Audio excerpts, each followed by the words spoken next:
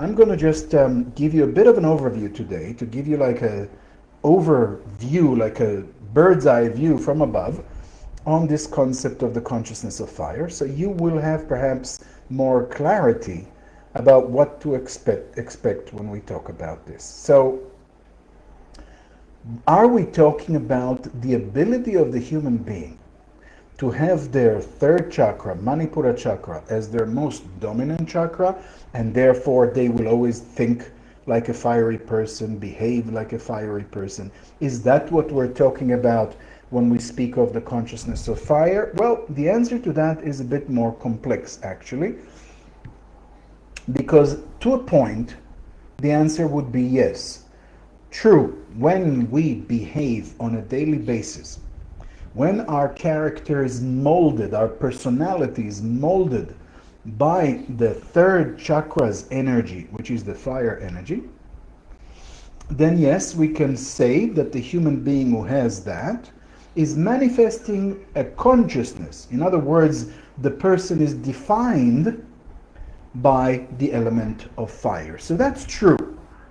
And that in itself deserves a whole course in its own right, simply because we have to understand one thing, and this is something I will explore in the first day of this Consciousness of Fire 3-day course. I'm going to explore that in the first day with all of you who will be there with me, because the thing is that a lot of people don't simply get it. What do I mean by that?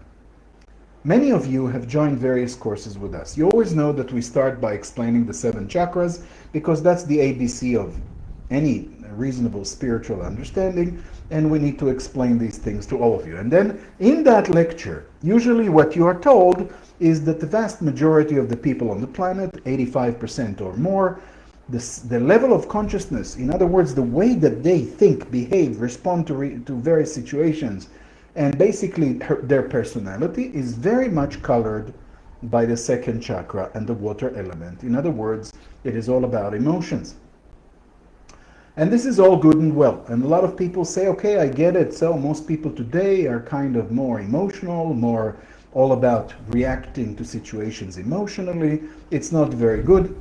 And you're telling us that it would be good to go higher in our level of consciousness, even going to the next level of the fire on Manipura, the third chakra, the navel chakra, is supposed to be, according to you, a step up. I got it. And then usually most people just move on with their lives.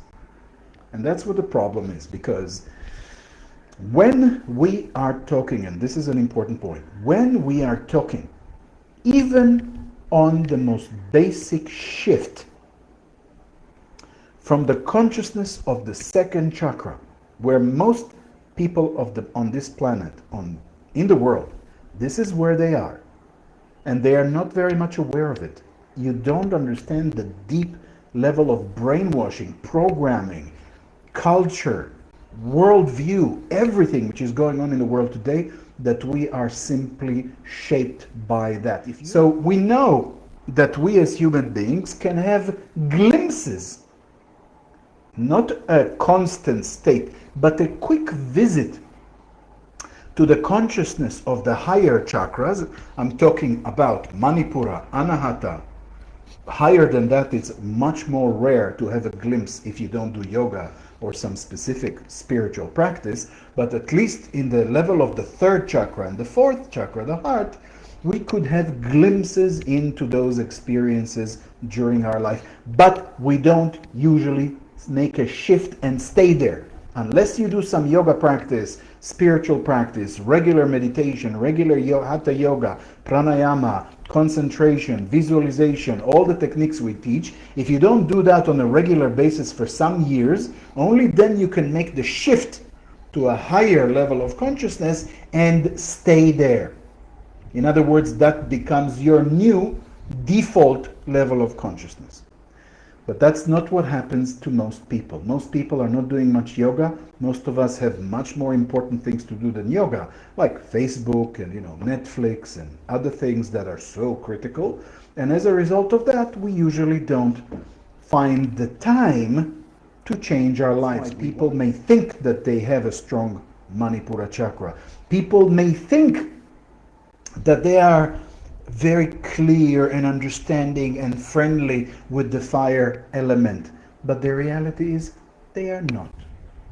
They are just having the possibility to visit it occasionally. Oops, I felt fiery, I was angry, I was shouting, I was fighting, I was very fiery. I'm a Manipura person. Yes, for 10 minutes, maybe a few hours, maybe a few days if you were, very much in some intense situation, but not permanently, because we will always, always go back, give it half a chance. We will always go back the first moment we relax to our default chakra, which is the second chakra, Svadhisthana chakra, water element, and voila, we're back to the usual Svadhisthana environment. And that's one of the things I'm going to not just explain. My interest and my purpose is that in the first day of our Consciousness of Fire workshop, I'm going not just to explain to you that you are at the level of Svadhisthana as most people are. Don't feel bad. Most people, that's humanity these days. I'm going to show you. We are going to do some things that will take you through it and will present you like in your face how much your level of consciousness is, unfortunately, at the level of the second chakra only. It's not that the second chakra is bad. Please understand that. It's not bad. It's just not the place you want to be all the time. It would be good that instead of visiting the heart chakra or Manipura chakra, the third chakra, occasionally, you could be permanently there and visit occasionally Svadhisthana chakra, the second chakra, when necessary.